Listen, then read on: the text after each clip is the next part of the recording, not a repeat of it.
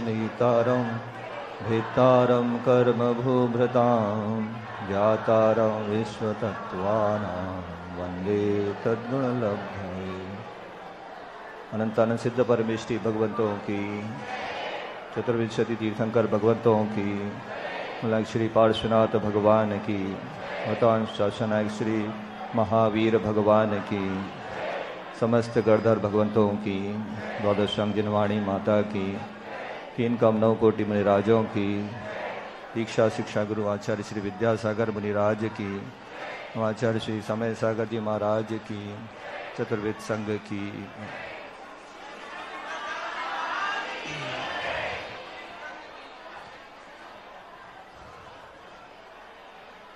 तो तत्वार्थ सूत्र से सभी लोग परिचित होंगे। तत्वार्थ सूत्र एक ऐसा ग्रंथ है जिसको पढ़ने के बाद जैन धर्म के सिद्धांतों को हम बहुत अच्छी तरह से समझ सकते हैं। इसमें करणानुयोग, चरणानुयोग, द्रव्यानुयोग तीनों अनुयोगों का समाज। अभी ये शिविर में सिर्फ एक हफ्ते में हम पूरे अध्याय तो नहीं समझ सकते, लेकिन कुछ विशेष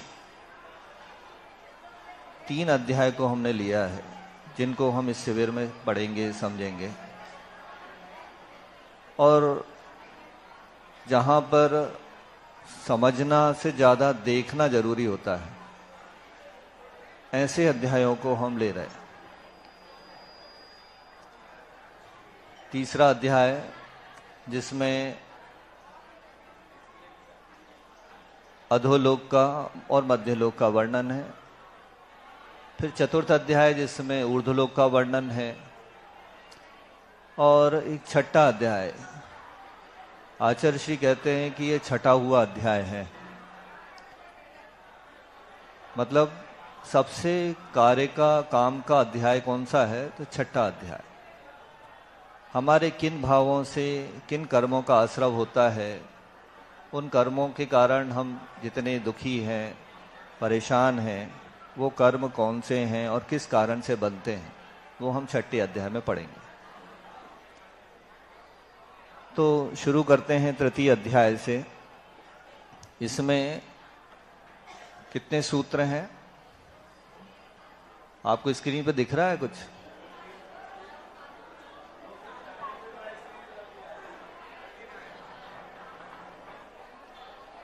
मंगलाचरण का अर्थ एक बार समझ लें। मोक्ष मार्ग से नेतारम, जो मोक्ष मार्ग के नेता हैं।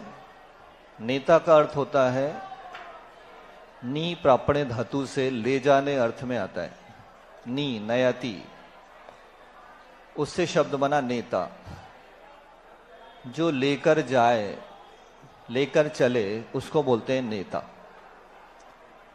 तो जो मोक्ष मार्ग तक आपको लेकर जाए, तो वो मोक्ष मार्ग के नेता को मैं नमस्कार कर रहा हूं। भेत्तारम कर्म भूभृताम, कर्म रूपी पर्वत को जिन्होंने भेद दिया, छेद दिया, नष्ट कर दिया। कर्म कितने हैं? बस, तो बहुत जल्दी नष्ट कर सकते हैं आप। तो अगर इतने से कर्म हैं तो हम अभी तक क्यों कर्मों के चक्कर में घूम रहे हैं? तो यहां मंगलाचरण में बताया कर्म भेत्तारम। भेत्ता मतलब होता है पहाड़। भूभृत, सॉरी, भूभृत यानी पहाड़। भू यानी जमीन, भृत यानी उसको धारण करना। भूभृताम, तो कर्म रूपी पहाड़ को जिन्होंने भेद दिया। फिर तीसरी उपमा दी है ज्ञातारा विश्व तत्वानाम, जो विश्व के समस्त तत्वों के ज्ञाता हैं, उनको वंदे, वंदना करता हूं। क्यों करता हूं? तद्गुण लब्ध है, उनके गुणों की प्राप्ति के लिए। ये एक बहुत अच्छी विशेषता है कि सच्चे देव की पहचान हर जगह एक सी मिलेगी आपको।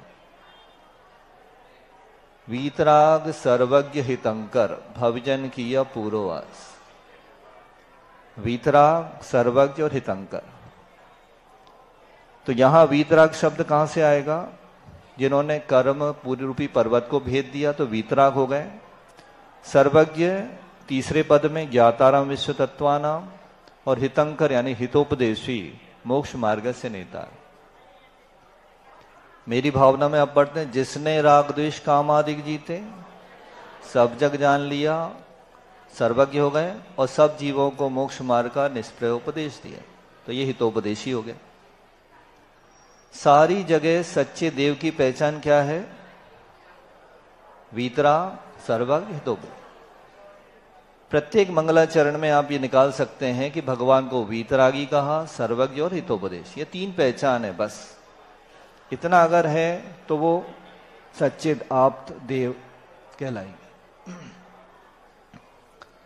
इसके बाद साउंड चालू कर सकते हैं। अब ये लोक का विभाग तीन प्रकार से हुआ। अधोलोक,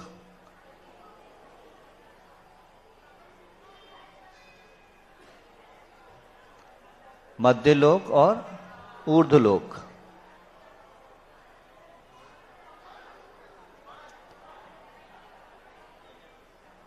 अधोलोक, मध्यलोक और ऊर्ध्वलोक। ठीक। अब इसके बाद इसका नाप कितना होता है?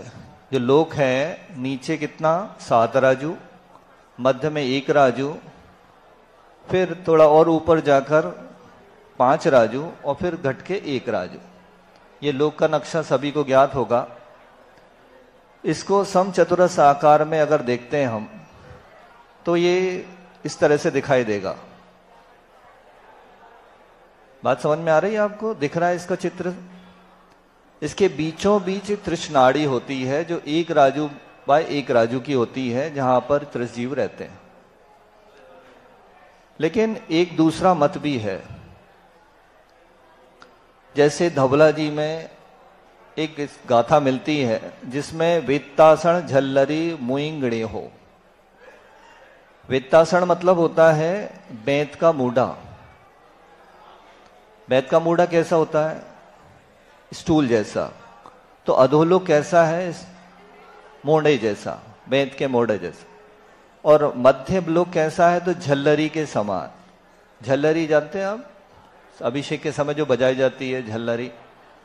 और अधोलोक कैसा है? तो मृदंग के समान। तो एक ये मत ये भी है कि चतुरसक समचतुरसक का जो पैरेललोग्राम है, रेक्टेंगुलाइड या पैराबोलाइड्स ना होके कैसा है? ये तो कॉनिकल है। तो इसका चित्र इस तरह से भी देखा जा सकता है। लेकिन इसमें एक समस्या क्या आती है कि 343 राजू नहीं बनेगा। हम क्या मानते हैं? लोक का आयतन कितना है? 343 राजू। लेकिन इस धारणा से नहीं बनता। लेकिन फिर भी आचार्य श्री ने कहा था कि ये मत भी लोगों के सामने रखना चाहिए कि रेक्टेंगुलर ना होके ये कॉनिकल भी हो सकता है, राउंड शेप भी हो सकता है। ऐसा पुराने शास्त्रों में मिलता है। फिर त्रसनाड़ी के बारे में लिखा है तरुमी सारम। तरु का सार यानी तना कैसा होता है? गोल। तो त्रसनाड़ी कैसी है? गोल। ये एक मत और है जिसमें हम एक राजू का रेक्टेंगुलर मानते हैं। लेकिन एक दूसरा मत ये है कि ये बेलनाकार त्रसनाड़ी है। तो ये मतों को भी आपको संग्रह करना चाहिए क्योंकि ये भी सब आगम में आए हैं। तो इस तरह से इसका जो प्लान ऊपर से देखने पर कैसा दिखेगा? गोल। और उसका 3D व्यू कैसा दिखेगा? तो उसमें जो तीसरा चित्र दिया हो उस तरह से ये। ठीक है। अब हम अधोलोक से शुरू करते हैं कि अधोलोक में क्या है, कैसा है, उसका वर्णन पढ़ेंगे। तो 7 पृथ्वियां हैं अधोलोक में। कितनी? उनके नाम बताने के लिए पहला सूत्र है रत्न शर्करा बालुका पंख धूम तमो महातमा प्रभा भूमयो घनाम्बु वाताकाश प्रतिष्ठा सप्ता धोदः। ये क्रम से है रत्न प्रभा, शर्करा प्रभा, बालुका प्रभा, पंख प्रभा, धूम प्रभा, तम प्रभा, महातम प्रभा। ये 7 भूमियां किससे घिरी हुई है? 3 वात वलयों से, घनाम्बु वात और आकाश के सहारे से स्थित हैं। और ये पृथ्वियां एक के नीचे एक हैं। ये अर्ध वृत्ताकार अधोलोक में 7 पृथ्वियां हैं। इसमें पहली ऊपर वाली रत्नप्रभा, शर्करा, बालुका, पंख, धूम, तमो, इस तरह से एक के नीचे एक है। फिर ये वात वलय पर स्थित है। भूमियां कहाँ समर्थित, आधार कहाँ है? तो ये वात वलयों पर है। पहला अंदर का जो वात वलय उसका नाम है घनोदधि। घन यानी होता है डेंस, उदधि यानी होता है जल। जहां डेंस मतलब बहुत ही घना पानी, तो वो वात वलय घनोवदधि वात वलय कहलाता है। दूसरे नंबर का वलय घन वात वलय। घन यानी होता है डेंस, वात यानी हवा, कंप्रेस्ड एयर जहां पर है उसको कहते हैं घन वात वलय। और तीसरा है तनु वात वलय। तनु यानी लाइट, हल्की हवा का जिसमें एक घेरा है उसको कहते हैं तनु वात वलय। अब कोई प्रश्न कर सकता है कि ऐसा कैसे हो सकता है? हिंदुओं में एक मान्यता है कि वो विष्णु जी ने उसको ले रखा है, किसी ने कहा कि वो कछुए की पीठ पर है। तो लोक बिना आपकी जैन धर्म में कैसा है? निराधार है, काय पर स्थित है? तो अनंत आकाश के बीच में स्थित है। तो किस पर स्थित है? वात वलयों पर स्थित है। अब कोई प्रश्न करे सामने वाला कि वात वलय पर कैसे स्थित है, तो उनको एक उदाहरण दे कि जैसे ट्रक देखा आप लोगों ने, ट्रक या कोई भी ट्रैक्टर वगैरह, वो किस पर खड़ा रहता है? टायर्स के ऊपर। अब टायर में क्या भरा रहता है? हवा रहती है। तो जैसे हवा है तो वो कौन सा है? तनुवात वलय। और ट्यूब क्या है? तो घनवात वलय। ठीक है। और उसका टायर क्या है? तो घनोदधि वात वलय। तो ऐसे ट्रक भी कितना भारी वजन को लेके चलता है, किनके माध्यम से? टायर के माध्यम से। और टायर में क्या भरा रहता है? हवा से चलता है। तो हवा तो सब जगह है। तो ऐसे ही ये 3 लोग भी, ये 3 टायर हैं उसके, टायर, ट्यूब और हवा, उसके अंदर उससे वो स्थित है।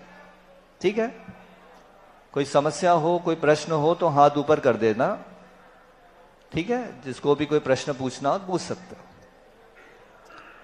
फिर उन पृथ्वियों में क्या, तो कहते हैं नरक कितने हैं? बिल्कुल गलत। नरक कितने हैं? अभी क्या बताया था हमने? सप्ताधोद। ये पृथ्वियां हैं। 7 क्या है? पृथ्वी हैं। उन 7 पृथ्वियों में कितने नरक हैं? 84 लाख नरक हैं। क्या है? सूत्र में, अभी हिंदी में हम लोगों की ये धारणा बन गई पढ़ते पढ़ते कि हम 7 नरक बोल देते हैं और 84 लाख बिल बोलते हैं। जबकि सूत्र में क्या लिखा है? तासु त्रिंशत पंचविंशति पंचदश दशत्रिपंचोनैक नरक शत सहस्राणी पंचचैव यथाक्रमम। यथाक्रम यानी क्रम से 30 लाख, 25 लाख, 15 लाख, 10 लाख, 3 लाख, 5 लाख, 5 कम 1 लाख और 5 नरक हैं। कितने नरक हुए? तो टोटल करो इनको। पहले पृथ्वी में 30 लाख नरक हैं, दूसरी पृथ्वी में 25 लाख नरक हैं, तीसरी पृथ्वी में 15 लाख नरक हैं, चतुर्थ पृथ्वी में 10 लाख नरक हैं, पंचम पृथ्वी में 3 लाख नरक हैं, छठी पृथ्वी में 5 कम 1 लाख नरक हैं और 7वीं पृथ्वी में 5 लाख नरक हैं। तो उनको आप देखना पसंद करेंगे। ये इस तरह से नरक स्थित है। 30 लाख, दूसरे में 25 लाख, तीसरे में 15 लाख, चौथे में 10 लाख, पांचवें में 3 लाख, छठे में 99,995 और 7वें नरक में 5 बिल होते हैं। ये जो पटलों की संख्या भी बताई जाती है। इस प्रकार नरक के कुल 84 लाख बिल। ये जो नरक हैं जो बीच में सेंटर में रहता है उसको कहते हैं केंद्रक, ठीक है। उसके श्रेणीबद्ध जो डायरेक्शंस में होती है, दिशाओं में जो नरक के बिल हैं उनको बोलते हैं श्रेणीबद्ध बिल, और जो बिखरे हुए दिख रहे हैं वो क्या है, प्रकीर्णक बिल। तो इस तरह से ये अलग अलग पटल होते हैं और उन पटलों के हिसाब से वो बिलों की संख्या निकल के आती है।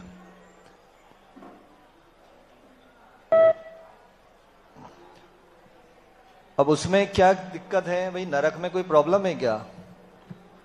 तो वहां कौन जीव रहते हैं, क्या करते हैं, ऐसी जिज्ञासा होने पर आगे बताते हैं, नारका नित्या शुभतर लेशा परिणाम देह वेदना विक्रिया। उनमें रहने वाले जो जीव होते हैं उनको क्या बोलेंगे, नारक। आजकल नारकी शब्द प्रचलित हो गया, जबकि नारक शब्द बनता है। तो वो नारक क्या करते हैं वहां, उनकी लेश्या कैसी होती है, तो निरंतर अशुभतर होती जाती। जैसे जैसे नीचे की पृथ्वी में जाएंगे तो उनकी लेश्या अशुभ से अशुभतर होती जाएगी। प्रथम पृथ्वी वालों की लेश्या होती है जगन्य कापोत। कापोत यानी क्या होता है, कबूतर के रंग की लेश्या। हमारे भाव ऐसे होते हैं जैसे मटमैले टाइप से। और फिर दूसरी पृथ्वी में मध्यम कापोत लेश्या, तृतीय में तीव्र कापोत और जघन्य नील लेश्या शुरू हो जाती है। चतुर्थ पृथ्वी में मध्यम नील, पंचम में तीव्र नील जघन्य कृष्ण, षष्ठम में मध्यम कृष्ण और सप्तम नारक में परम कृष्ण लेश्या होती है। मतलब इतने कलुषित विचार होते जाते हैं, नीचे नीचे जाते हैं। फिर परिणाम यानी पांचों इंद्रियों के जो विषय हैं वो भी अशुभतर होते जाते हैं। जैसे वहां का स्पर्श, मिट्टी इतनी दुखदाई होती है कि वहां को टच करते ही, पैदा होते ही वो उछलते हैं, फिर गिरते हैं, फिर उछलते हैं। ऐसे करते करते वो बॉल की तरह गिर गिर के फिर वहां पर जब जन्म होता है उनका। स्पर्श इतना कटु होता है, रस वहां का जो टेस्ट होता है मिट्टी आदि का वो भी इतना गंदा और अशुभतर गंदा गंदा ही होता जाता है नीचे नीचे के पृथ्वियों में। फिर गंध, वहां की गंध इतनी गंदी होती है कि वहां का एक कण यदि जम्बूद्वीप में आ जाए तो पूरे जम्बूद्वीप के प्राणी समाप्त हो जाएं। और वर्ण, वहां के कलर्स भी इतने खराब होते हैं, सारे लोग बीभत्स गंदे गंदे, कोई भी वहां कोई सुंदरता दिखाई नहीं देती। ऐसी आवाज भी वहां इतनी भयानक आवाजें आती रहती हैं। और जैसे जैसे हम नीचे की पृथ्वी में जाएंगे वो आवाजें और खतरनाक होती जाती हैं। इसी तरह वहां की देह भी अशुभतर होती जाती है। शरीर जैसा है वहां पर, बहुत ही विक्रिय शरीर रहता है, लेकिन इतना गंदा, इतना बीभत्स, उसमें मांस मज्जा पीव बहती रहती है। कोढ़ और उदुम्बर कोढ़, गलित कुष्ठ जैसे रोग वहां पर बने रहते हैं, दिखते रहते हैं सबको। वेदना भी बढ़ती जाती है वहां पर। जैसे पहले नरक से लेके चौथे नरक के या पांचवें नरक के दूसरे 2/3 भाग तक उष्ण वेदना होती है, गर्मी गर्मी बढ़ती जाती है। और फिर पांचवें नरक के 1/3 भाग से लेकर छठे और सातवें नरक में शीत वेदना होती है। इतनी ज्यादा ठंड होती है कि वो सहन नहीं कर सकते अपन लोग। तो कहते हैं कि मेरू के समान गोला लोहे का अगर डाल दिया जाए तो वो तुरंत पिघल जाता है वहां जाते जाते। और विक्रिया भी वहां पर अशुभतर होती जाती है। विक्रिया माने क्या करते हैं, जैसे आप लोग सुंदर बनने के लिए मेकअप करते हैं ना, तो जितना सुंदर बनने के लिए जितना मेकअप करते हैं उतने और गंदे दिखते जाते हैं। तो ये विक्रिया एक तरह से वहां जो शरीर आदि है, रूप आदि है, वो नीचे नीचे की पृथ्वियों में बिगड़ता जाता है, गंदा गंदा होता जाता है। तो ये नारक के बारे में बताया। और क्या दुख होते हैं वहां पर, तो ये तो क्षेत्रगत दुख हुआ। फिर परस्परो दीरित दुखा, मतलब वो परस्पर में एक दूसरे को दुख भी देते हैं। फिर अकेले खुद ही दूसरे को देते हैं कि नहीं, दूसरे बाहर से आके भी दुख देते हैं। कौन, संक्लिष्टा सुरो दीरित दुखाश प्राग चतुर्थ्या। चौथी पृथ्वी से पहले तक के नारकों में असुर कुमार जाति के जो देव आके वहां पर एक दूसरे को भिड़ाने का काम भी करते हैं। अगर कोई शांति से बैठा हो, बोले देखो ये तुम्हारी माँ थी और इसने तुम्हारी आंखें फोड़ रही थी, जबकि अवधि ज्ञान में क्या था, वो काजल लगा रही थी। तो उसको इस तरह से बताया कि तुम रो रहे थे और ये तुम्हारी आंखें फोड़ने के लिए आंख में उंगली डाल रही थी। तो कुअवधि ज्ञान में ऐसे ही होता है कि हमें कोई सही बात समझ में ही नहीं आती, अच्छी चीज देख के भी हम उसका बुरा मीनिंग निकालते हैं, पूरी नेगेटिव अप्रोच रहती है, इसलिए दुखी करते रहते हैं वो असुर कुमार जाति के देव। तो कैसे स्वागत होता है नरक में जब कोई नया नारकी पैदा होता है? तो ये दिल में पैदा होते हैं, उल्टा पैदा होते हैं, उनके शरीर के टुकड़े टुकड़े कर डालते हैं और शरीर भी गल के पारे के समान हो जाते हैं।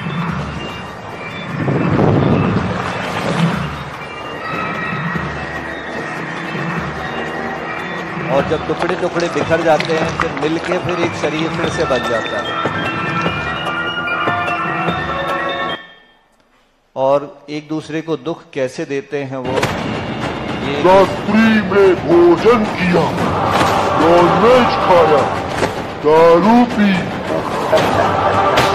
अनेक जीवों की हिंसा की, अब भोग अपने पाप कर्मों का फल। तो इस तरह से ये तो सिर्फ एक सैंपल है, इसका वर्णन कल हम लोग गौरांग चरित्र में पढ़ रहे थे तो पूरा एक सर्ग ही सीखा था, किस तरह के भयानक से भयानक दुख एक दूसरे को देते हैं। वहां पर जो पेड़ होते हैं उनकी छाया में जाके बैठते हैं तो उनके पत्ते तलवार की तरह गिर के हाथ पैर काट देते हैं। नदियों में खून पीप की नदियां बहती हैं, प्यास इतनी लगती है कि वो उसको तक पीने के लिए मजबूर हो जाते हैं, खाने के लिए कुछ मिलता नहीं। पेड़ों में जो फल होते हैं वो लोहे की तरह गिरते उनके ऊपर, वो घायल हो जाते हैं। इतने भयानक दुख हम सहन करके आ चुके हैं और अभी भी हम यही काम करेंगे तो फिर से हमें वहां जाना पड़े, तो इसलिए थोड़ा सा समझ ले इसको। अब वहां कितने समय तक रहना पड़ सकता है? वहां आत्महत्या कर सकते हैं क्या? वहां आत्महत्या हो ही नहीं सकती। जितने समय तक आपकी आयु वहां पर है वहां तक रुकना पड़ेगा। कितनी आयु होती है? तो उसके लिए सूत्र है तेष वेकत्री सप्तदश द्वाविंशति त्रयस्त्रिंशत् सागरोपमा सत्वानाम परास्थिति ही। उन नरकों में जीवों की उत्कृष्ट स्थिति क्रम से 1 सागर, 3 सागर, 7 सागर, 10 सागर, 17 सागर, 22 सागर और 33 सागर, इतना रहना पड़ता है। अब सागर क्या होता है?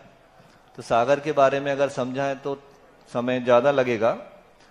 आप ये मान लो कि सागर का मतलब सागर में जितनी बूंदें हैं उतने काल तक आपको रहना पड़ेगा। या शास्त्रीय पद्धति से अगर हम समझें तो सागर का मतलब होता है कि 10 कोड़ा कोड़ी अद्धा पल्य का एक सागर होता है। 10 कोड़ा कोड़ी, कोड़ा कोड़ी मतलब होता है करोड़ का करोड़ में गुणा करो, 10 करोड़ का करोड़ में गुणा करो तो 10 कोड़ा कोड़ी और अद्धा पल्य। अब अद्धा पल्य क्या होता है? तो व्यवहार, असंख्यात व्यवहार पल्य का एक उद्धार पल्य और असंख्यात उद्धार पल्यों का एक अद्धा पल्य। तो ऐसे 10 कोड़ा कोड़ी अध्या पल्यों का एक सागर होता है। इतने समय तक पहली पृथ्वी में रुके, उतनी आयु रहती है, उत्कृष्ट आयु। दूसरे की 3 सागर, चौथे की 7 सागर, तीसरे की 7 सागर, चौथे की 10 सागर, पांचवे की 17 सागर, छठे की 22 सागर और 7वीं पृथ्वी की 33 सागर उत्कृष्ट आयु है। कम से कम कितना रहना पड़ता है? तो पहली पृथ्वी में 10,000 वर्ष। आप कितनी आयु लेके आए यहां पर? 100 साल की आयु में ही आप कहते हैं भगवान उठा ले, अब नहीं जीना। लेकिन वहां पर 10,000 तो मिनिमम पहले पृथ्वी की आयु है, दूसरे की 1 सागर, ऐसे करते करते। अब यहाँ कई लोग ऐसे बैठे होंगे, स्टूडेंट्स लोग, जो ये कहेंगे कि नरक वरक होता नहीं है, जबरन हमने देखा नहीं। किसी ने देखा है क्या? हम नहीं मानते नरक होता है। तो वैज्ञानिक क्या बोलते हैं इस बारे में? तो वैज्ञानिकों ने भी नरक की खोज की। आपको पता है? किसको पता है? नरक की खोज वैज्ञानिकों ने भी की है। रूस के वैज्ञानिकों ने एक Kola super deep bore hole project किया उन्होंने। उसका उद्देश्य क्या था? तो पृथ्वी के अंदर ये छेद करके पता लगाना कि वहां क्या है। स्थान क्या था? कोला प्रायद्वीप का पेचेनगस्की जिला। 1970 में खुदाई प्रारंभ हुई और 20 साल चली वो। उसके बाद उनने उसको रोक दिया। क्यों रोक दिया इसके बारे में देखते हैं।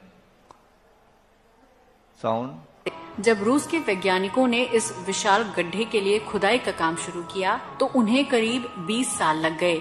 तकरीबन 12 किलोमीटर की गहराई तक खुदाई करने के बाद 1992 में ड्रिलिंग के काम को रोक दिया गया। इसके बाद 1995 में इस गड्ढे को बंद कर दिया गया। ऐसे में सवाल उठता है कि आखिर वैज्ञानिकों ने इतनी गहराई पर जाकर खुदाई क्यों रोक दी। खुदाई रोकने की वजह बताया जाता है कि जैसे जैसे गड्ढे की गहराई बढ़ती गई वैसे वैसे मशीनों ने काम करना बंद कर दिया। जब वैज्ञानिक 12,262 मीटर की गहराई तक पहुंचे तो मशीनें बंद पड़ गईं। उस वक्त जमीन का तापमान 180 डिग्री सेल्सियस से भी ज्यादा मापा गया। इतना ही नहीं, तापमान तेजी से बढ़ने भी लगा था। इसे देख फौरन काम रोक दिया गया। इस खुदाई के लिए उरल मैश नामक भीमकाय ड्रिलिंग मशीन बनाई गई थी जो किसी भी परिस्थिति में ड्रिल करने में सक्षम थी। मल्टी लेयर ड्रिलिंग सिस्टम वाली इस मशीन का टारगेट डेप्थ 15,000 मीटर यानी 49,000 फीट था। कई साल की कड़ी मेहनत के बाद जब रूसी वैज्ञानिक 262 मीटर की गहराई पर पहुंचे तब मशीनों ने काम करना बंद कर दिया। इस दौरान साइंटिस्ट्स ने इस होल का नाम डोर टू हेल यानी नर्क का दरवाजा रख दिया।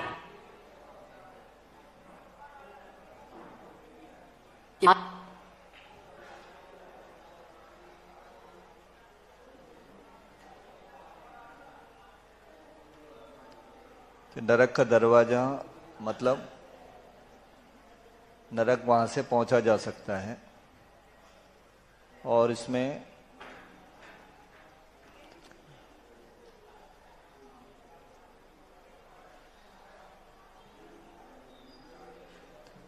एक साउंड टू हेल भी है। बाद वैज्ञानिकों ने इस गड्ढे को बंद कर दिया। विशाल गड्ढे को बंद करने के कारण first reason extreme hot temperature.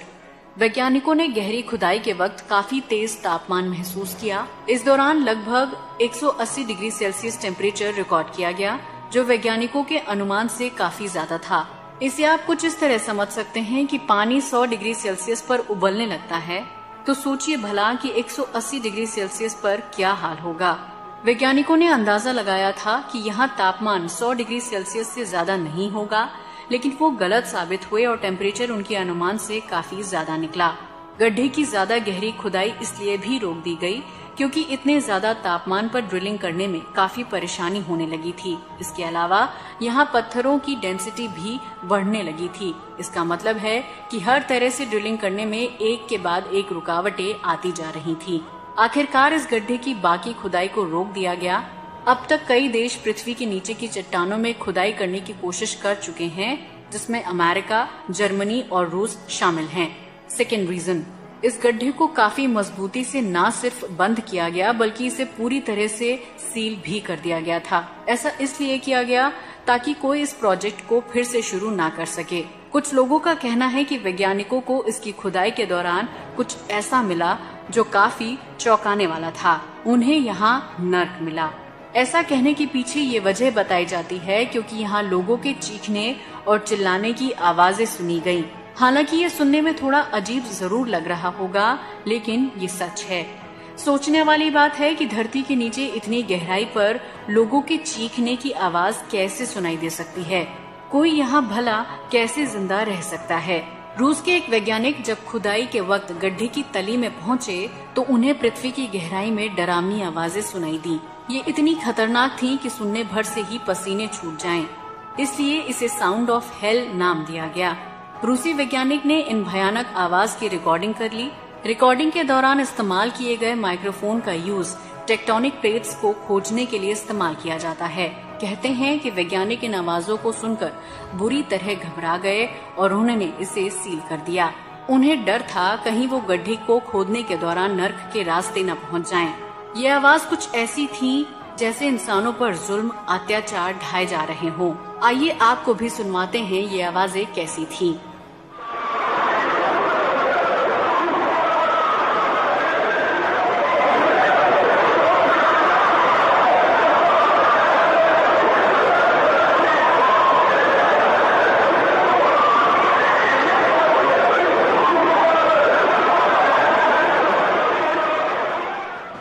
इस बात पर कुछ वैज्ञानिकों का ये भी कहना है कि शायद ये आवाज टेक्टोनिक प्लेट्स में हलचल की भी हो सकती है।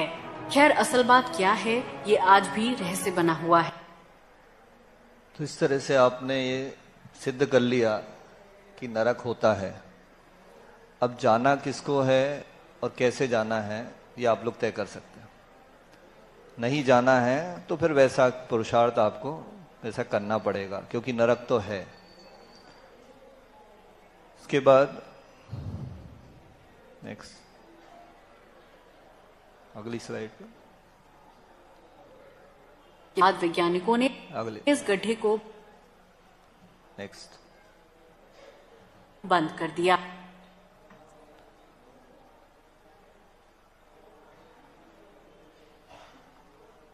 तो ये तो हुई अधोलोक की बात। अब हम मध्य लोक में आते हैं। नीचे से निकल के अब ऊपर आ गए। शांति मिली आपको? ठीक है। तो मध्य लोक में हम लोग रहते हैं। कहाँ रहते हैं? उस द्वीप का नाम है जम्बू द्वीप। उसके बारे में थोड़ा सा परिचय लेते हैं। जम्बू द्वीप लवणो दादय शुभ नामानो द्वीप समुद्राः।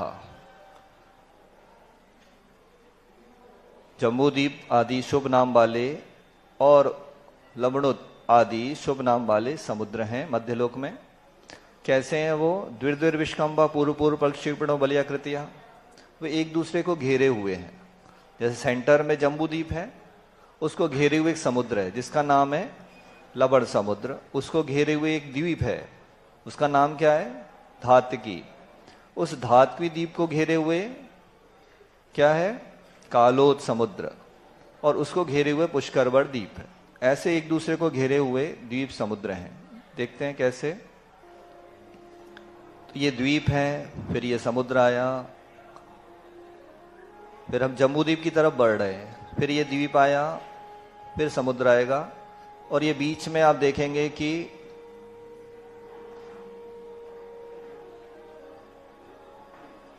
दिख रहा है आपको? बीच में सुमेरु पर्वत है और उसके चक्कर कौन लगा रहे हैं? सूर्य और चंद्रमा। दो सूर्य और चंद्रमा। और ये सुमेरु पर्वत की जड़ नीचे 1000 योजन और पृथ्वी के ऊपर कितना है? तो 99,040 योजन। तो सुमेरु पर्वत की टोटल हाइट कितनी हो गई? 1,40,000 योजन। सुमेरु पर्वत है और उतनी ही मध्य ठीक है, ऊंचाई है।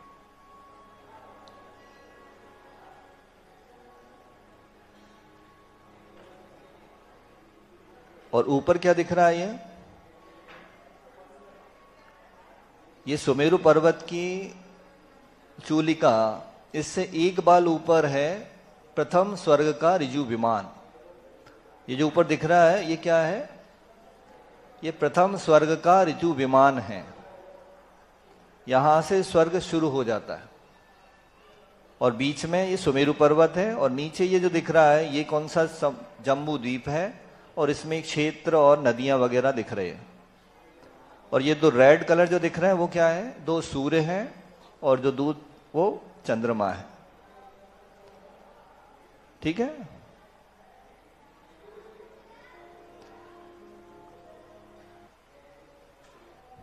कितने द्वीप और कितने समुद्र हैं? तो असंख्यात द्वीप समुद्र हैं। हमारे आचार्यों ने कुछ शुरू के नाम दे दिए, कुछ पीछे के नाम दे दिए। बीच के नाम ना लिख सकते हैं ना याद रख सकते हैं, लेकिन इतने याद रखना भी एक बहुत बड़ा चैलेंज है कि पहला द्वीप कौन सा है? जम्बू द्वीप। भीतर से शुरू करें तो उसको घेरे हुए लवण समुद्र, फिर धातकी खंड, फिर कालोद समुद्र, फिर पुष्करवण द्वीप, पुष्करवण समुद्र, फिर वारुणीवर द्वीप, वारुणीवर समुद्र, क्षीरवर द्वीप, क्षीरवर समुद्र, घृतवर द्वीप, घृतवर समुद्र, इक्षुवर द्वीप, इक्षुवर समुद्र। और 8वां द्वीप सबको याद है? 8वां द्वीप कौन सा है? नंदीश्वर द्वीप 8वें नंबर पे है। और उसको घेरे हुए कौन सा समुद्र? नंदीश्वर समुद्र। फिर उसके बाद आरुणीवर द्वीप, अरुण। तो एक दूसरे को घेरे हुए द्वीप समुद्र चलते जाते हैं। और अंत में कौन सा है? तो स्वयंभू रमण समुद्र, उसको अंदर स्वयंभू रमण द्वीप है, उसके अंदर अहिंद्रवर समुद्र, अहिंद्रवर द्वीप है। ऐसे करते करते हुए पीछे से 16 द्वीप और समुद्रों के नाम हमारे आचार्यों ने ग्रंथों में लिखे हैं। और इसके बीच में कितने द्वीप समुद्र हैं? तो असंख्यात द्वीप समुद्र हैं। जिनका नाम भी कई जगह कॉमन, कई जम्बू द्वीप मिल जाएंगे आपको बीच में, क्योंकि नामों की संख्या सीमित है और समुद्र कितने हैं, द्वीप कितने हैं, तो असंख्यात। तो इसलिए जम्बू द्वीप भी कई हो सकते हैं, नंदीश्वर द्वीप भी कई हो सकते हैं। फिर इसके बाद जम्बू द्वीप की चर्चा करते हैं। तन मध्य मेरु नाभिर्वृत्त योजन शत सहस्र विश्वम्भो जम्बू द्वीप है। और सबके बीचों बीच जम्बू द्वीप है, उसके नाभि के समान गोल मेरु पर्वत है। 1,00,000 योजन का जम्बू द्वीप है। अब उन द्वीप में कुछ विभाजन भी है, तो वो किससे हैं? तो भरत हेमवत हरिविदे रम्यक हैरण्वत ऐरावत वर्षा क्षेत्राणी, 7 क्षेत्र हैं। वो कैसे डिवाइड किए गए हैं? तो पर्वतों के माध्यम से डिवाइड किए गए हैं। अब इसके लिए भी आप ये दूसरा एनिमेशन देखो, इसमें ये सुमेरु पर्वत दिख रहा है, ये चूलिका है सुमेरु पर्वत की, रत्न जड़ित पर्वत है, ये नदियां बह रही हैं और ये तालाब हैं, इन तालाबों में कमल हैं। ये सब वर्णन हमारे उसमें दिया गया है। और इनके नाम क्या हैं? तो भरत हेमवत हरिविदे रम्य के क्षेत्रों के नाम हैं। फिर हिमवन महाहिमन आदि ये पर्वतों के नाम है जिनसे विभाजित हैं। साउंड बंद है ना? चल ठीक है।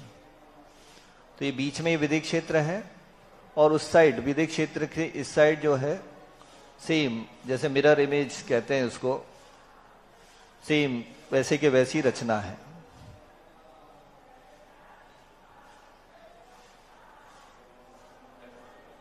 उसके बाद नेक्स्ट,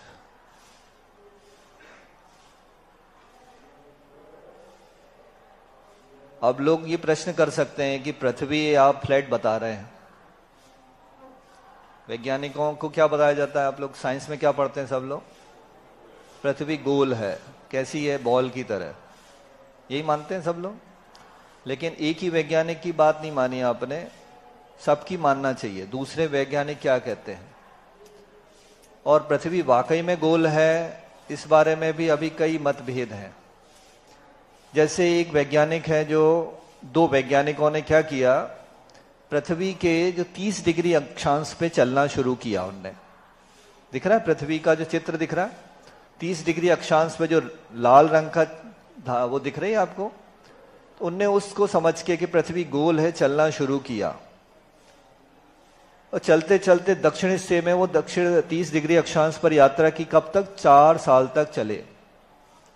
कितना चल गए वो? 40,000 मील की दूरी उनने तय की। तो उनको वापस उसी जगह आ जाना चाहिए था घूम के। क्यों? क्योंकि वो उसकी परिधि कितनी है? मात्र 10,700 मील है।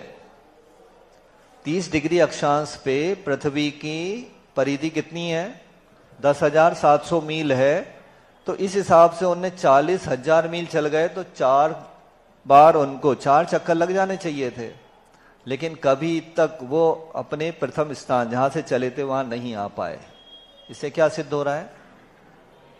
पृथ्वी गोल होती तो घूम के वापस आ जाते वो, लेकिन उनने 40,000 मील चल गए, लेकिन फिर भी वो वापस उस जगह पे नहीं आया जहां से चले थे। एग्जैक्ट 30 डिग्री पे ही घूमना शुरू किया था उनने।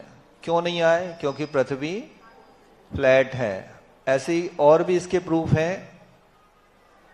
जैसे एक एरिक डोबे की किताब है, इसका यूट्यूब पे लगभग 18 घंटे का वीडियो है, वहां से आप देख सकते हैं या फिर ये किताब परचेस कर सकते हैं। इसका टाइटल है 200 proofs earth is not a spinning ball. इन्हें 200 प्रमाण दिए हैं जो ये सिद्ध करते हैं कि पृथ्वी गोल गेंद की तरह नहीं है। कुछ इसमें एग्जाम्पल दिए हैं, जैसे वाटर ऑलवेज लाइज फ्लैट। अगर पृथ्वी अगर गोल है तो उसका लेवल भी गोल ही होना चाहिए, लेकिन पानी तो हमेशा फ्लैट दिखता है। फिर इसके बाद ब्रिज जो बनाए जाते हैं, अगर आर्च ब्रिज बनाए जाएंगे तो टूट जाएंगे, क्योंकि आर्च ब्रिज में तो गोल पृथ्वी पे तो बन ही नहीं सकता, फ्लैट ब्रिज ही बन पाएंगे। तो दोनों तरह के ब्रिज बनाए जाते हैं। फिर जो डिस्टेंस मेजर करते हैं लेजर के माध्यम से, वो पृथ्वी को फ्लैट मान के ही किया जाता है। अगर गोल होती तो हम उसका डिस्टेंस सही मेजर ही नहीं कर पाते लेजर के माध्यम से। फिर नासा के कुछ चित्र जो आए थे, पहले चित्र कुछ आए और रिसर्च फ्लैट अर्थ ने कुछ और चित्र दिए। मतलब यहां भी जो चित्र आ रहे हैं उसमें अंतर क्यों है? अच्छा, एक चीज ये तो सबने पढ़ी होगी बचपन में ही कि बीच में सूर्य है, फिर मरकुरी, वीनस, अर्थ, मार्स, जुपिटर, ऐसे पूरे 9 ग्रह हैं। अब प्लूटो को खत्म कर दिया। पहले हमने एग्जाम में प्लूटो नहीं लिखा था तो मार्क्स काट लिए थे हमारे। अब कोई प्लूटो लिख देता है तो मार्क्स काट लेते हैं। तो ये गजब है साइंस के साथ आज का। यहां एक बहुत बड़ा प्रश्न है कि जैसे पृथ्वी वीनस और मार्स के बीच में है, दिख रहा है आपको? वीनस और मार्स के बीच में अर्थ है, तो सूर्य की तरफ वीनस पड़ेगा तो दिन में हमें वीनस दिखना चाहिए। जब सूर्य दिख रहा है तो वीनस भी दिखना चाहिए। मार्स दिखना चाहिए क्या? नहीं दिखेगा, क्योंकि वो पीछे है, सूर्य के विपरीत दिशा में है, लेकिन दिखता है। और रात में जब हमारा पृथ्वी का मुख मार्स की तरफ होगा तो हमें वीनस दिखना चाहिए क्या? नहीं दिखना चाहिए। अगर वो दिखेगा तो सूर्य भी दिखना चाहिए, वो भी दिखता है। इसका मतलब ये जो क्रम याद कराया गया ये सब गपोड़ियाई है, काल्पनिक है। तो साइंस वालों से ये प्रश्न करना चाहिए कि भाई आपका ये वीनस और मार्स, मरकुरी रात में क्यों दिखते हैं? How can we see Mercury and Venus at night, जबकि वो सूर्य की तरफ है। बात समझ में आई कि नहीं आई? लॉजिक समझ में आया आपको? ऐसे ही स्विस कनाल, एक नहर बनाई गई रेड सी और मेडिटेरियन सी के बीच में, 100 मील लंबी, उसकी 450 फीट चौड़ी और 50 फीट गहरी थी। इसका प्रोजेक्ट जो इंग्लैंड के इंजीनियर्स ने लिया तो उनने मना कर दिया कि ऐसी कोई नहर बन ही नहीं सकती। क्यों? क्योंकि ये बीच में नहर बनाएंगे तो ये पृथ्वी गोल है तो ये फट जाएगी, इस तरह से ये नहर टूट जाएगी, क्योंकि पृथ्वी गोल मान रहे थे वो।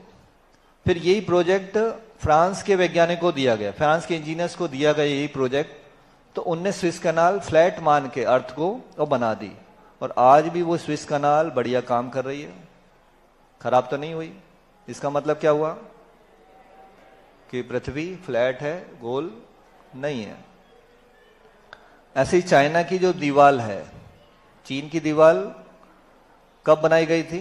2500 साल पहले, 2000 किलोमीटर लंबी, 40 फीट हाइट और 23 फीट उसकी विड्थ है। क्या मान के बनाई गई थी वो? फ्लैट के गोल, फ्लैट मान के ही बनाई गई थी। और आज वो भी 23 फीट चौड़ी है, बराबर। यह दीवार उस समय कैसे बनाई होगी? यह आश्चर्य की बात है, आज के इंजीनियर भी कल्पना नहीं कर सकते। इतनी लंबी दीवार पृथ्वी को सपाट मानकर बनाई गई है, न कि गोल मानकर। और पृथ्वी को फ्लैट सपाट मान के ही उनने ये जो वॉल बनाई है। ठीक है, तो इस तरह से कई ऐसे वैज्ञानिक हैं जिन्होंने एक सोसाइटी बनाई है, इसका नाम है फ्लैट अर्थ सोसाइटी। अमेरिका में लगभग 15% लोग आज ये मानते हैं कि पृथ्वी सपाट है। फ्लैट अर्थ सोसाइटी बनी हुई उनकी, और बाइबल वगैरह में भी पृथ्वी को कैसा बताया है? सपाट। कुरान में, गीता में, या जहां भी हिंदुओं के ग्रंथों में, सब जगह पृथ्वी को सपाट ही बताया गया है, गोल गेंद की तरह नहीं बताया गया। तो इस तरह से ये पृथ्वी के बारे में किसी को अगर कोई कंफ्यूजन हो तो वो समझ सकता है। और वो जो क्षेत्र का विभाजन बताया, भरत, हेमवत, हरिविदेह, रम्यक, हिरण्यवत, ऐरावत, ये किस किताब से विभाजित हैं? तो तद विभाजना पूर्वा परायता हिमवन महाहिमवन निषद नील रुक्मी शिखरिणो वर्षधर पर्वता। उनका विभाजन कैसे हुआ? तो पूर्व पश्चिम लंबे ऐसे पर्वत की श्रृंखला है जिनके नाम है हिमवन, महाहिमवन, निषद, नील, रुक्मी, शिखरी। ये 6 पर्वत हैं। 6 पर्वतों से 7 क्षेत्र कैसे बन गए? बन जाएंगे कि नहीं? बन जाएंगे, वेरी गुड। तो 1 लाख योजन का ये जम्बूद्वीप है। फिर इसमें ये बीचों बीच सुमेरु पर्वत और बीच का सब विदेश क्षेत्र। सुमेरु पर्वत स्थित है।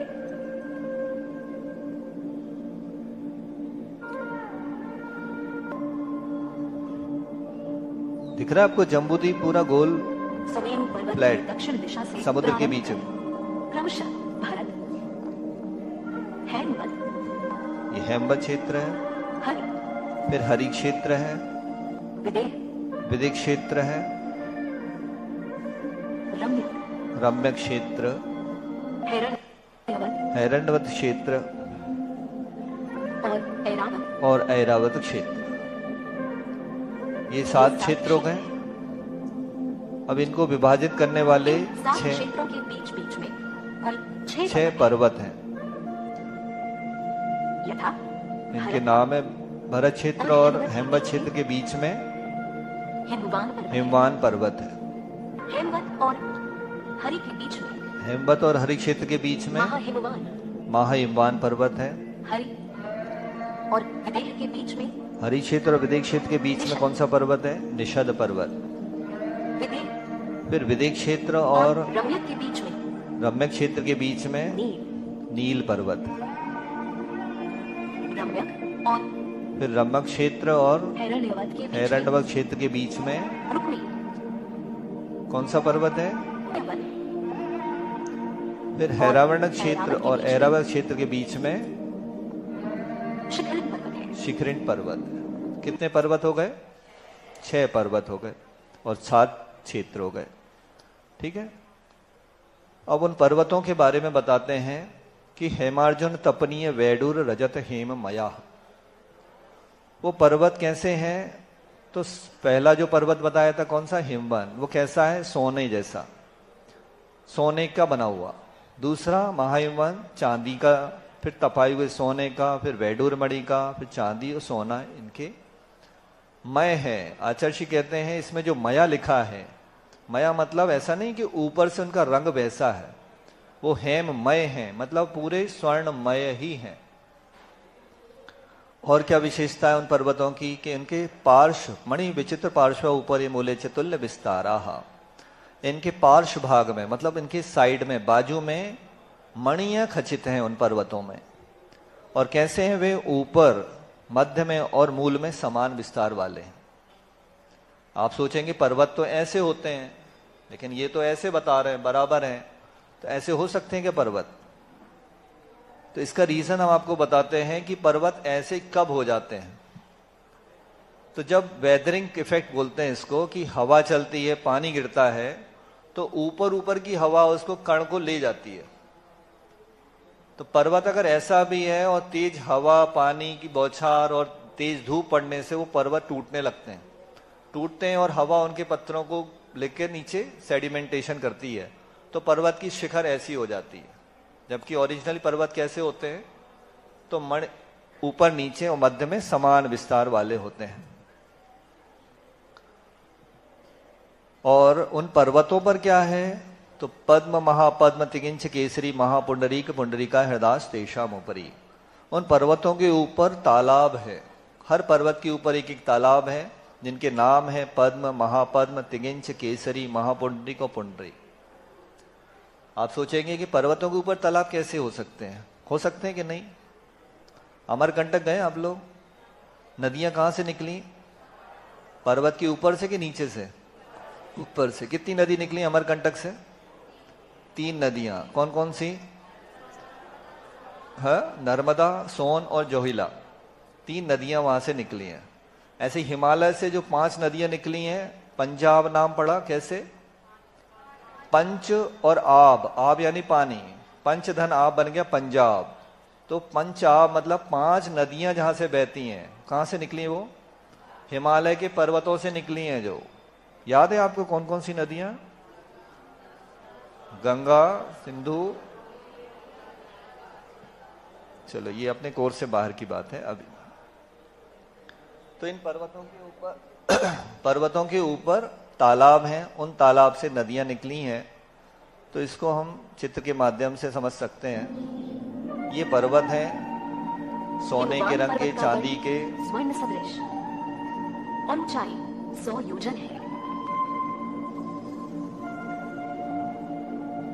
हिमवंत पर्वत 100 योजन ऊंचा है, महाहिमवान का वर्ण चांदी सदृश, इससे दुगना हो गया ऊंचाई 200 200 योजन। योजन। फिर ये तपाए हुए स्वर्ण के समान तीसरा निषद पर्वत का वर्ण तपाए हुए स्वर्ण सदृश और ऊंचाई 400 योजन है।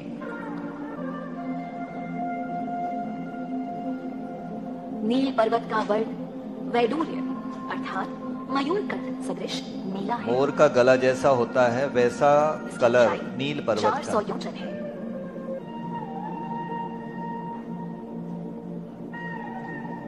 रुक्मी पर्वत का वर्ण चांदी सदृश रुक्मी माने चांदी भी होता है। और ऊंचाई 200 योजन है। इसमें एक चीज आपने गौर की कि जैसे जैसे हम सुमेरु पर्वत की तरफ बढ़ते हैं सब डबल डबल होता जाता है, और जैसे सुमेरु पर्वत से दूर जाते हैं आधा आधा हो जाता है। इसके बारे में भी सूत्र आएगा आगे। तो ये जो बीच में पर्वत ने क्षेत्रों का विभाजन कर दिया, हिमवान पर्वत पर पद्म नामक सरोवर है।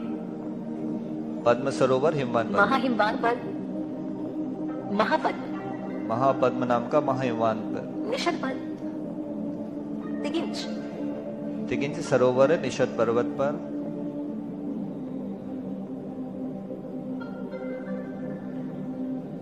नील पर नील पर्वत पर केसरी सरोवर है। रुक्मी पर रुक्मी पर्वत के ऊपर महापुंडरीक सरोवर है तथा शिखरिन पर शिखरिन पर्वत के ऊपर पुंडरीक नाम का सरोवर है। उन सरोवरों में क्या है तो उनका साइज भी बताया। प्रथमो योजन सहस्रायमास तदर्थ विष्कंभो हृदय। पहला तालाब कितना 1000 योजन लंबा, उससे आधा चौड़ा और 10 योजन आवग आहा, मतलब उसकी गहराई कितनी है 10 योजन गहरा। तन मध्य योजनम पुष्करम, उन तालाबों के बीच में 1 योजन का बड़ा कमल है। और तद द्विगुण दुगुणा हृदय पुष्कराणी च, और आगे के तालाब कैसे हैं उनसे दुगने दुगने विस्तार वाले हैं, और कमल भी उनसे दूने दूने विस्तार वाले हैं। तो किस तरह से सरोवर है। सरोवर को ग्रह भी कहते हैं।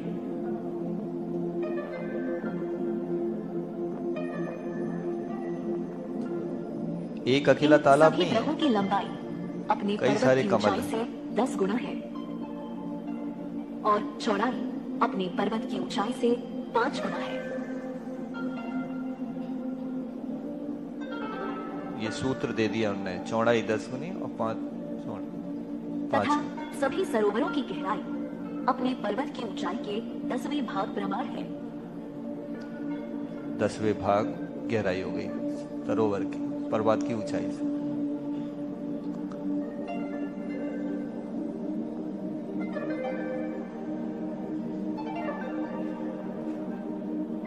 यथा हिमवान पर्वत की ऊंचाई 100 योजन है, अतः उस पर स्थित पद्म सरोवर की लंबाई 100 गुणी 10 बराबर 1000 योजन, चौड़ाई 100 गुणी 5 बराबर 500 योजन और गहराई 100 भाग 10 बराबर 10 योजन प्रमाण है। इसी प्रकार सभी सरोवरों की लंबाई, चौड़ाई और गहराई का प्रमाण जानना चाहिए।